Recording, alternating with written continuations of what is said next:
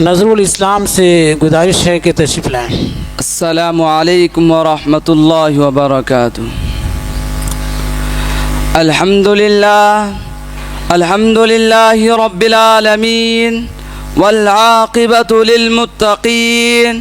والصلاة والسلام على رسوله الكریم اما بعد فاعوذ باللہ من الشیطان الرجیم بسم اللہ الرحمن الرحیم قل هل يستوي الذين يعلمون والذين لا يعلمون صدق اللہ العظیم۔ وقال رسول اللہ صلی اللہ علیہ وسلم العلماء ورثة الانبیاء او کما قال علیہ الصلاة والسلام۔ صدر مکرم، اسٹیج پر جلوہ افروز، مہمانان محترم، آج میری تقریر کا عنوان ہے طلباء مدارس اسلامیہ اور ان کی ذمہ داریاں۔ محترم حضرات، طلباء مدارس اسلامیہ مہمانان رسول ہے جن کے کانوں میں قال اللہ وقال رسول کی صدائے گونج دی ہے، جن کی زبانوں پر کلام الہی کا ورد جاری رہتا ہے، ان پر رحمت الہی کا نزول ہوتا ہے، ان کے اعزاز میں فرشتے اپنے پر بچھا دیتے ہیں۔ جی ہاں، یہی وہ طلباء مدارس اسلامیہ ہے جو محبوب خدا ہوتے ہیں، جن کی تعریف بیان کرتے ہوئے خالق ارض و سما نے ارشاد فرمایا قل هل يستوي الذين يعلمون والذين لا يعلمون، کہ اہل علم اور بے علم برابر نہیں ہو سکتے۔ یہی وہ طلباء مدارس اسلامیہ ہے جن کی شان بیان کرتے ہوئے نبی آخر الزمان صلی اللہ علیہ وسلم نے ارشاد فرمایا من سلک طریقا یلتمس فیہ علما سہل اللہ بہ طریقا الی الجنہ، کہ جو طلب علم میں ہوتا ہے تو اللہ تعالی اس کے لیے راہ جنت آسان فرما دیتے ہیں۔ یہی وہ طلباء مدارس اسلامیہ ہے جن کی اہمیت بیان کرتے ہوئے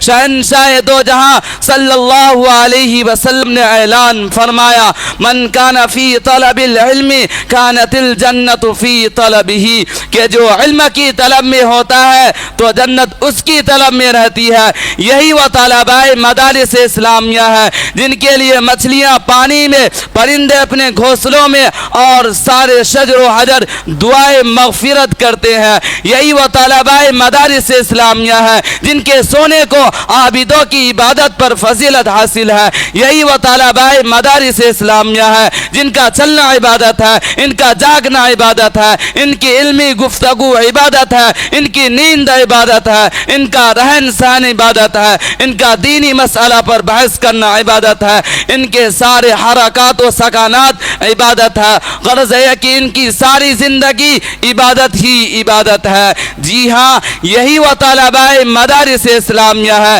جن کی شان کو اجاگر کرتے ہوئے سرکار مدینہ صلی اللہ علیہ وسلم نے یہاں تک فرما دیا العلماء ورثۃ الانبیاء، یعنی علماء کرام انبیاء علیہ السلام کے وارث ہیں۔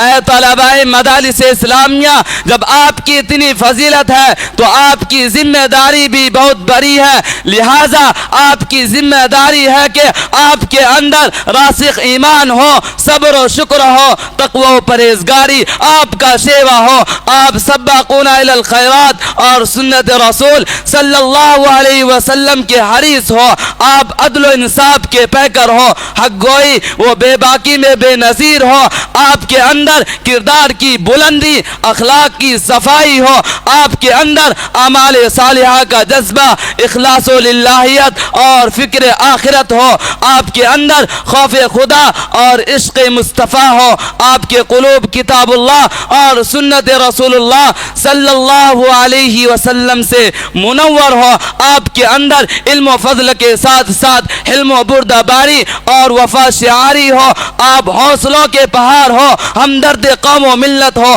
آپ کے اندر ٹھاٹھے مارتا ہوا ولولہ اور صدائے حق کو بلند کرنے کی طاقت ہو، آپ کے اندر ظلم و بربریت کے خلاف آواز اٹھانے کی جرت ہو، آپ کے اندر حق کے خلاف ابلنے والے کینسروں پر نشتر لگانے کی ہمت ہو، آپ کے اندر ایثار و قربانی کا جذبہ اور مذہب اسلام پر مر مٹنے کا شوق ہو، آپ کے اندر ملت اسلامیہ کی بے راروی کا غم، حق کی زبان اور با اثر قلم ہو، آپ کی نظر عارفانہ، جگر غازیانہ، ابا عالمانہ، قبا زاہدانہ اور آپ کو جانتا سارا زمانہ ہو، تو دوسری جگہ پر آپ احساس کمتری کا شکار نہ ہو، مالداروں کے مال سے مرعوب نہ ہو، آپ منکرات سے گریز اور فلم بینی و دیگر منہیات سے پرہیز کرے، آپ آپسی عداوت کا خاتمہ کرنے والے، اتحاد کو پھیلانے والے اور انتشار سے ملت کو بچانے والے ہو۔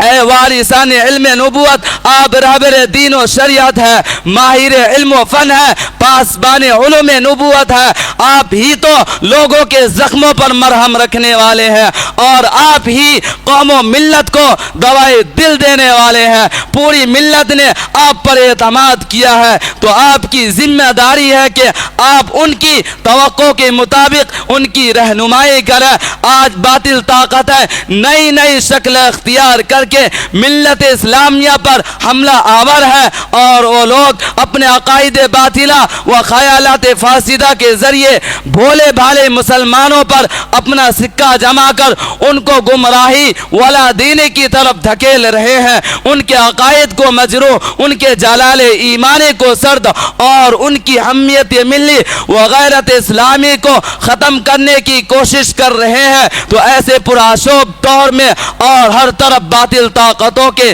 امنتے ہوئے سیلاب کی حالت میں ملت اسلامیہ کی ڈوبتی کشتی کے ملا بس تم ہی ہو، لہذا تمہارے اندر اتنی طاقت و جرت، عزم و حوصلہ ہونا چاہیے کہ تم ملت اسلامی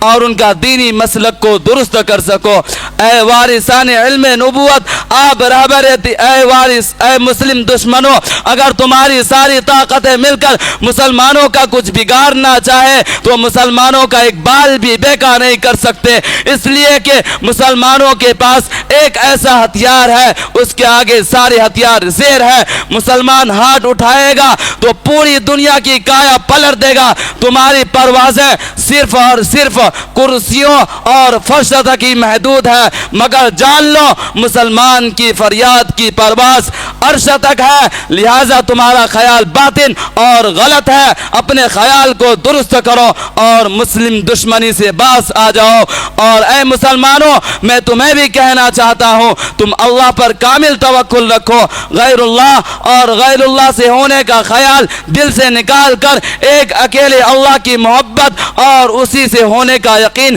اپنے اندر پیدا کر لو، اللہ کی مرضیات کے آگے جھک جاؤ اور منشاء الہی پر عمل پیرا ہو جاؤ، تو ساری دنیا تمہارے قدموں میں گر جائے گی۔ وَلَا تَهِنُوا وَلَا تَحْزَنُوا وَأَنْتُمُ الْأَعْلَوْنَ إِن كُنتُم مُؤْمِنِينَ، تم ہی سر بلند ہوگے بشرطے کہ تم مومن کامل بن جاؤ۔ اللہ تبارک و تعالی ہم سب کو عمل کرنے کی توفیق عطا فرمائے۔ وآخر الدعوانا ان الحمد للہ رب العالمین۔ السلام علیکم ورحمۃ اللہ وبرکاتہ۔ یہ مدرسہ جو آپ ویڈیو میں دیکھ رہے ہیں، مدرسہ تربیت البنات فلڈ کالونی نسپور منچریال تلنگانہ میں واقع ہے۔ الحمدللہ مدرسہ 6 سال سے مسلسل اپنی دینی خدمات انجام دے رہا ہے۔ مدرسے میں 60 بچیاں پڑھ رہی ہے۔ 5 سالہ مکمل عالمہ کورس کروایا جاتا ہے۔ صرف 3 کمرے ہیں جو کسی بھی طرح کافی نہیں ہو رہے ہیں، اس لیے ذمہ دار حضرات نے 400 گز زمین خریدنا چاہتے ہیں، خریدنے کا ارادہ کیا۔ 1 گز کی قیمت 6,500 روپے ہے۔ اس طرح کل قیمت 26 لاکھ روپے ہو رہی ہے۔ آپ حضرات سے گزارش ہے کہ اپنے جانب سے یا مرحومین کے جانب سے ضرور تعاون کریں، کم از کم 100 روپے ضرور تعاون کریں، اجر انشاءاللہ اللہ پاک عطا فرمائیں گے۔ اور اس ویڈیو کو دوسروں تک شیئر کر کے ضرور ثواب میں حصہ لیں۔